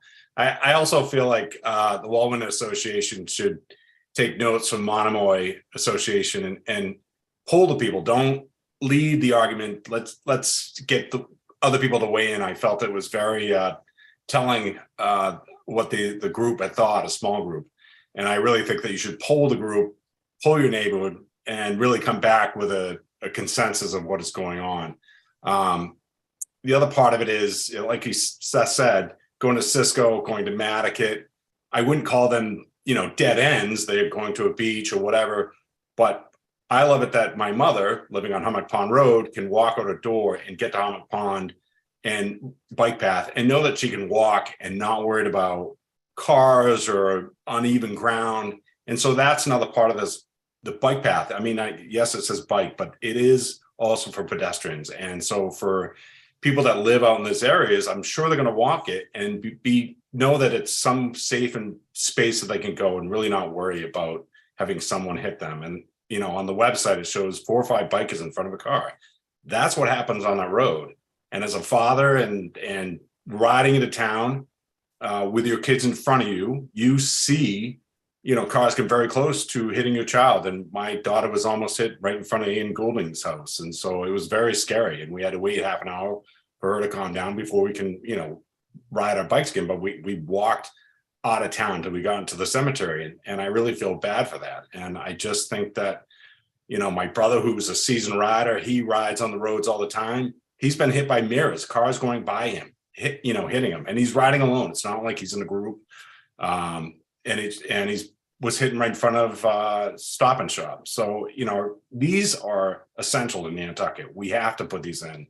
And I also, being a former Concom member, entrust my former, and fellow Concom members that they'll do the right things. And yes, there are some streams and we have a roadway there, but we also know that the Cisco one had some wetlands and they dealt with them properly and put in the proper, engineering structures that could work and allow these still to function and, act like that they weren't even there. And so that's what's important. And that's what we need to be looking for. So thank you, everyone, to speaking favorably of this. Thank you. Thank you, Joe. We'll go to Dave. Thank you, Madam Chair. Yeah, I hate to repeat, but thank you, Seth. You're a way nicer person than I am. I just think that that the Wallwinnet Area Association needs to focus on what the greater good is here, and trust the Concom, the Mass DEP to make sure that this is done in a way that protects our natural resources. I bike a lot. It's great to bike from Quidnet down the dirt road, Wallwinnet, and back out. But anyone on a bike, that is a horrifying ride. So, and that's just me, but more importantly, families that enjoy that area, this will make it far more accessible for them. So again, Seth, thank you for saying it in a much kinder way than I'm capable of.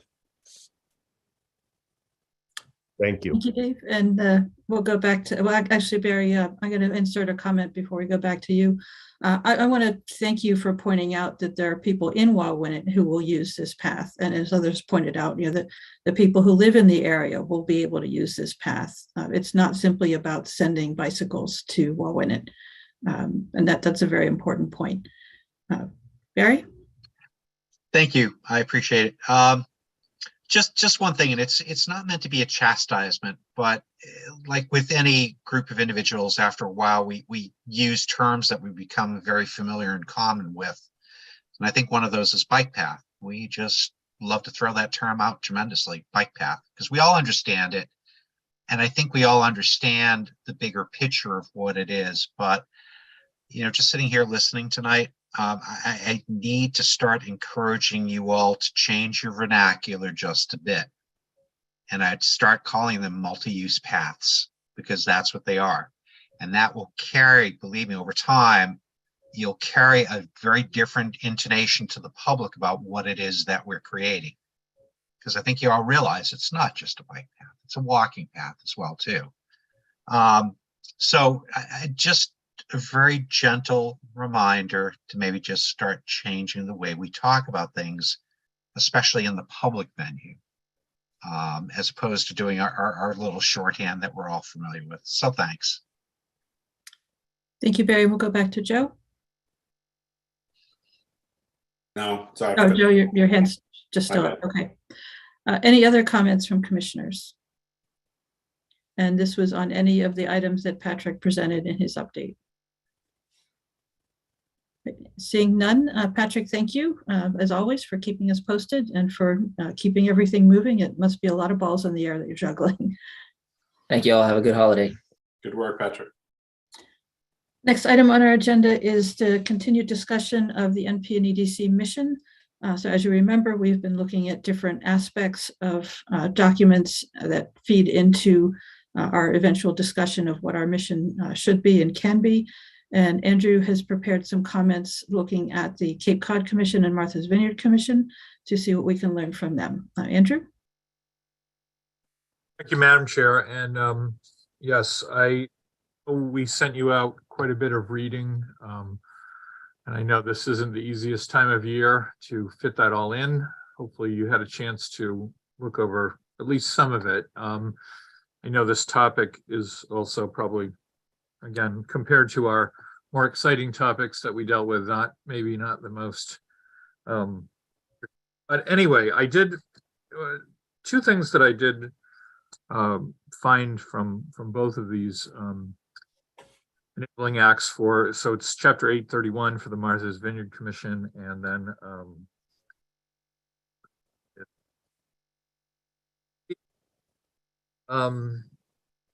I noticed that both of these used the term Planning and Economic Development Commissions when they were formed in 65. I don't know if you had noticed that, but I know that we've talked about like where did the name come from and what's the importance of economic development in there, but there was a little bit of what had already passed through the legislature in 1965. So when Nantucket was finally ready in 1973, they used a formula that had already existed. So I think that name was eclipsed in both of the other RPAs. The Vineyard became the Martha's Vineyard Commission and Cape Cod. Those names, both got shortened, and I think that's probably something that at least we've had an initial discussion about. Both of these RPAs, and remember there's 13 in the state, only 2 currently have regulatory authority, and that is the Vineyard and the Cape Cod Commission. We have allowed ourselves to implement some regulation. As we've talked about before, that was because of some of the state wind, I guess the wind location in state of Massachusetts coastal waters, which was going to affect Massachusetts. We've never actually implemented that because I think, as you all know, the planning for that has moved into a much larger scale in federal waters, and that's something that that we haven't focused on for a while. When you look at both of the other commissions' acts, they're much longer and much more detailed than ours. Cape Cod Commission, I think, if any of you got through that, congratulations. It's 36 pages. It goes into some excruciating detail about certain things. I think what's interesting in both of them is they talk about certain values deserving protection, preservation, or enhancement. It's a term that we don't have in our legislation and might be worth considering with some definition around them. I also think, there was some other issues about hiring and staff positions that are mentioned specifically in the Cape Cod Act. Cape Cod Act, I might add, is clearly part of Barnstable County. Both of these reference their respective county, Dukes County for the vineyard, and references Barnstable. That's something that I think, as we talked about the last time, is that the Planning and Economic Development Commission is not in either the town or the county charter. So, and we're not the only ones. The land bank isn't mentioned. Some of the enterprise funds aren't specifically mentioned or specifically exempt from the charter. And I think depending on how the discussion goes with restructuring local government, if there's to be something, or if there's to be charter amendments, on that might be important for us to consider if, we were to believe that the proper place would be, if something like that were to happen, would be to embed that in the county charter. And again, there's a process for that's quite complicated, that at least the current articles do. I have some specific, I don't have anything written for you to discuss right now. I wanted to hear more from you all. You had some ideas. I think one of the things that I thought most important in the Cape Cod Commission, this is section 4 on page 7. It talks about, there's a long list of what its powers are to carry out its mission. And one of that is to assist the local governments in their, I think, hopefully you read some of the enabling legislation that was sent of some of the our local, we've talked about the planning board already. I think they've gotten the Conservation Commission. They have all of these groups have their own individual planning functions. And I think, our role hasn't been to plan necessarily for them, but to provide technical assistance, to provide input and recommendations, which again are key to what the Nantucket Planning Commission and Economic Development Commission. So that's about all I have for tonight. But I'm anxious to hear other ideas or thoughts from commissioners on what they may have gotten from any of the reading. Thank you, Andrew. Comments at this time from commissioners? Wendy? Wendy, you're on mute. Sorry, I thought I did that. It struck my eye, just like the thing about that in the charting, whatever, I'm sorry, I guess it's page 4 of the establishment document, that we are to plan for the orderly and coordinated development and protection of the physical, social, and economic resources of the island. And I thought that was really interesting. I had certainly never, kind of realized that, and especially that social piece. I just thought that was kind of fascinating. And I do want to say, like, economic development has never troubled me. I think there are elements of the community that feel that's supposed to be promoting business.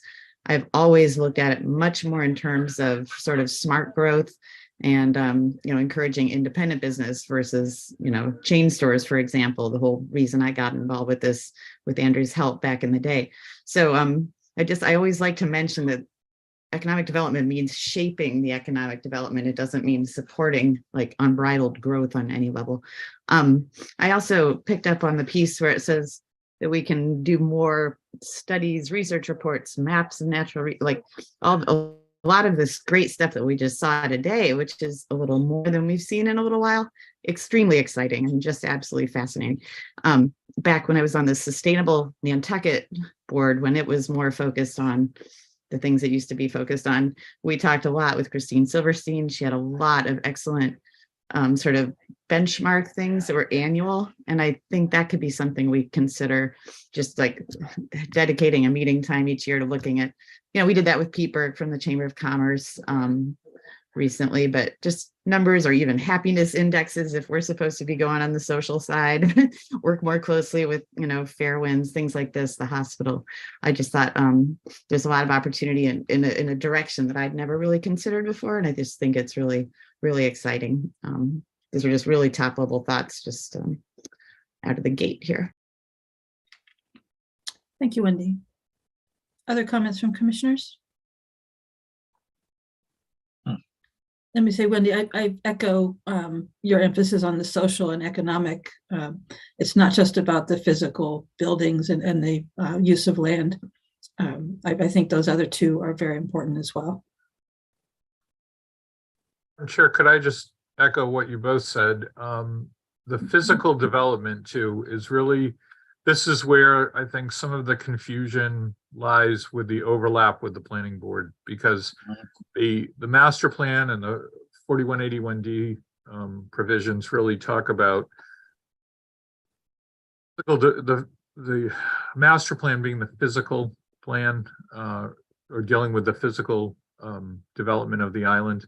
And the other side here is something that is unique and doesn't, in fact, provide the overlap that may lead to some confusion that we've talked about. So I wanted to say to Wendy too, we spent a lot of time talking about business improvement districts. I was just reading about how Falmouth, I think, has implemented one, and it's kind of,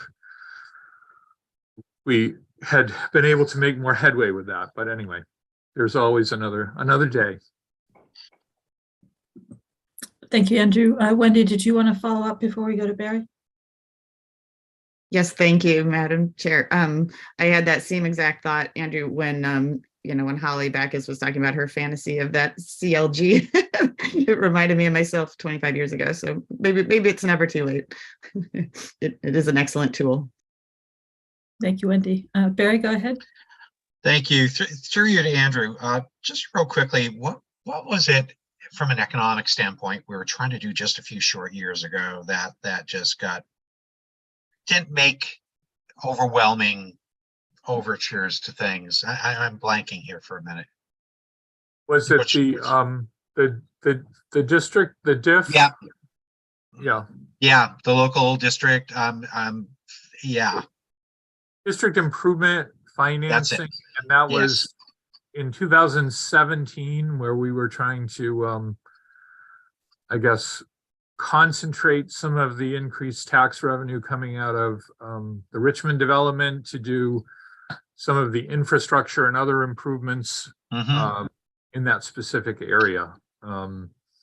That's a tool that unfortunately, that's a tool that had a shelf life where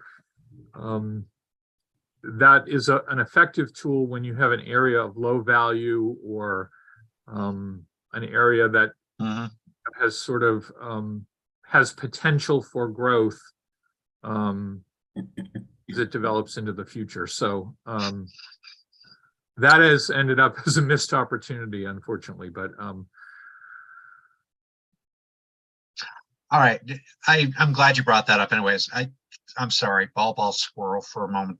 Christy, put him on the screen for God's sake. Don't hide him. I'm sorry, ball squirrel. Anyways, there's two things that I take away from this, is that when the language was crafted for this particular agency, who we are today, there was a lot of undeveloped things going on. And so as I read through and look at what was trying to be accomplished, it was meant to be very open sourced and open-ended, not only for the community, but for the partnerships that we would begin to form with the Cape and the Vineyard. And that's dating back now roughly 40, 50 some odd years ago. So I think as commissioners, here we are presented with that opportunity to kind of take a step back and look at it and say, all right, are there opportunities here that, maybe we should abandon because at the time they made sense, but not now any further? Are there some that we should potentially wind up strengthening, especially in terms of partnerships with things like the Vineyard or with the Cape Cod Commission or even beyond that? I don't want to miss these potentials, but one thing I will tell you that always remains a sore spot is when I hear people say we don't do any planning. You have to go back and understand what we are, and we're not a regulatory agency. We are advisory. And I wish more people of the public would begin to understand that there is plenty of really good stuff sitting on our shelf of things that we have done, projects that we have looked at. But what you cannot walk away from at this point is we do not have our finger on the trigger and be able to implement and pull it. It relies upon other agencies in this town to do the implementation. And as one member of this board, there are times when I have gotten very frustrated about all the hard work and energy that has gone into these things, only to watch people not necessarily even read the blessed document at times, but go out, shoot it down based upon their own local projection of what they thought it was. So never lose faith, though. Never lose faith. I mean, just because those things happen, you just learn to pick yourself up, dust yourself off, and continue upon the pathway. But I think what I want to stress to my fellow commissioners here is an opportunity to look at us again and look at us again 50 years later, and see how that begins to play out. I don't want to be one who's going to be complacent with saying things should just remain in that status quo. So I do want to do some more work on this, and I think it's worthy of that exploration to begin to figure out what it is that's different and how do we want to proceed into our future, realizing our role in this whole thing. As Andrew said too, our role is not to always eclipse or take over other people who ultimately are the people who are going to have to make the decision on it. We don't want to be the next Chamber of Commerce, nor Culture and Tourism, nor I won't go on with the litany, but it really boils down to that level, where I think, please, let's not lose that opportunity. Let's look at what we've done. Don't get too hung up on some of the things that haven't happened, because realize there are forces outside of us that dictate it, but where we want to be in our future as well too. So thank you. Thank you, Barry. And that leads me to a tip as we think about what the NP and EDC could be and should be. Maybe ask yourself, 50 years from now, what do you want to look back and see as our list of accomplishments? That might be a way to help frame your thoughts on the question. Or even 10 years from now, what should we have accomplished for the town, or with the town, might be a better way to put it. And I do think that this will be a topic in our January meeting, which is January 23rd. We have a little bit of a longer break because of the Martin Luther King holiday being on the third Monday in January. It is, of course, a major holiday season, and I hope you all are able to enjoy those. But at the same time, I hope that you can put some thought into this question and come back with things. By all means, email Andrew with your thoughts, not only for feedback, but to give him a sense of where we might be thinking. That'll help us shape the discussion. So again, I encourage everybody to put something either on paper or in your mind to come back with to talk about in January. Barry? Thanks, or maybe even take it a step further if the time's available, have that conversation with staff as well too. Sometimes sitting down with Andrew, Leslie et al. Makes a big difference about just, thoughts that are floating out there at this point. And don't lose faith in things either. Here I sit tonight watching things that I had hoped were going to happen with the Community Preservation Committee almost 20 years ago or slightly less. And tonight I have watched them fulfilled. So that's long range planning. And sometimes you just have to remain true to the cause. I'm going to want to make one more comment before we close tonight, because something is just tickling away at me, but let's stay on this subject for the moment. Thank you. Okay, but I think you're telling me it's okay to go ahead to John for his comments. John, you're muted. Sorry, I thought I unmuted. Thank you, Madam Chair. I just want to make a quick comment.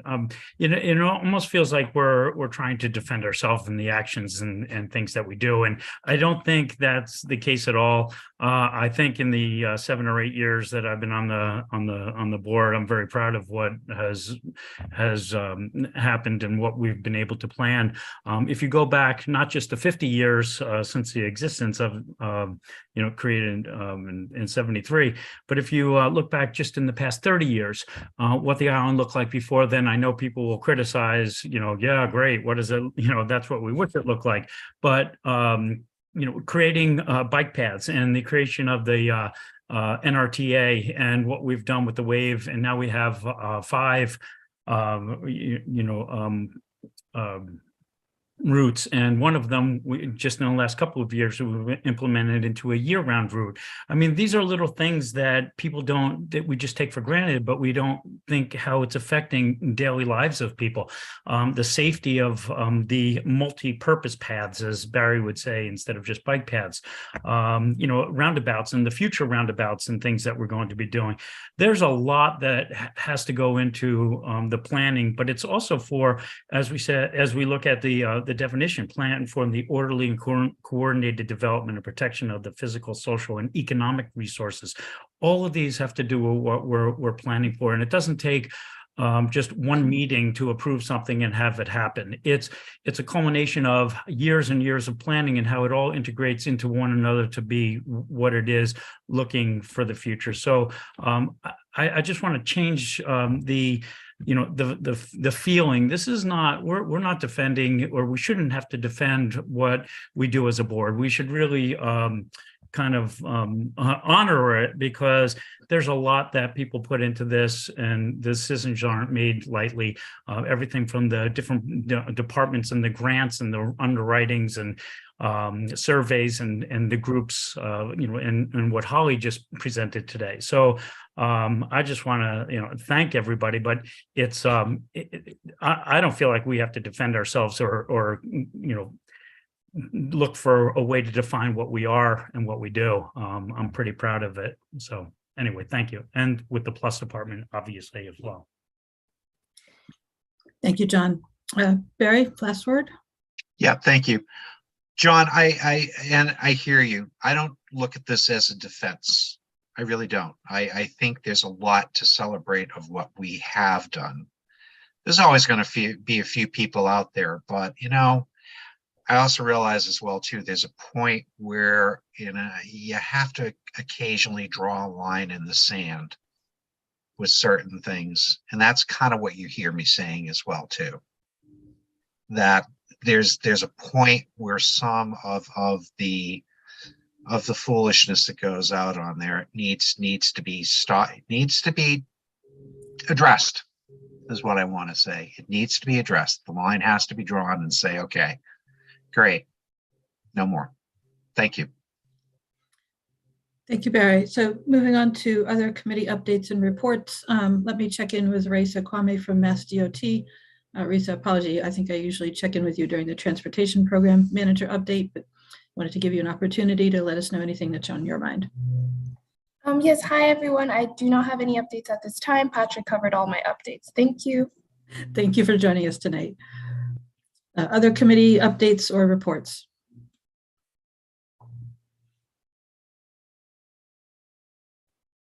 If there are none, our next meeting, as I said, January 23rd, a week later than normal because of the Martin Luther King Day holiday. And any other business before we adjourn? Barry? God, are you going to get tired of hearing from me? I'm sorry. I'm teasing a little bit. You know what? Amidst everything that we've talked about tonight, one thing that I started to reflect upon is Plus and its staff. And before there was Plus, there was a very interesting culture that was taking place. And there was, when Plus took it over, there were definitely cultural shifts that happened. But more importantly, what I really want to say is when I start looking at the current staff we have, I mean, you've got people like Holly, Patrick, Megan, the office staff who are almost all blessedly new, doing this for just a few short years. And like any new job, it takes a little while to get your feet underneath you. But my God, they are making traction. If you should have picked up on that tonight, if anything. So I really want to give a lot of praise and kudos to the Plus staff, because I don't think we say thank you enough, nor do we recognize what has occurred on a really what I say is a short period of time. And I feel like if the holidays coming up, we need to do that a little bit, and be a little generous in our thoughts and recognize when we see good things taking place. Not to say we take it for granted, but I, for one, want to get that message out there in a much bigger way. So my hat's off to the staff, and my hat's off to Andrew, Leslie, and the management staff. And, you know, it goes to Paul too, about how they're conducting affairs down there. I think you're going to see us even take bigger strides as the future moves along into a much more positive direction. So let me close out on that. Thank you. Thank you, Barry. Barry, can we trouble you to speak once more about a motion to adjourn?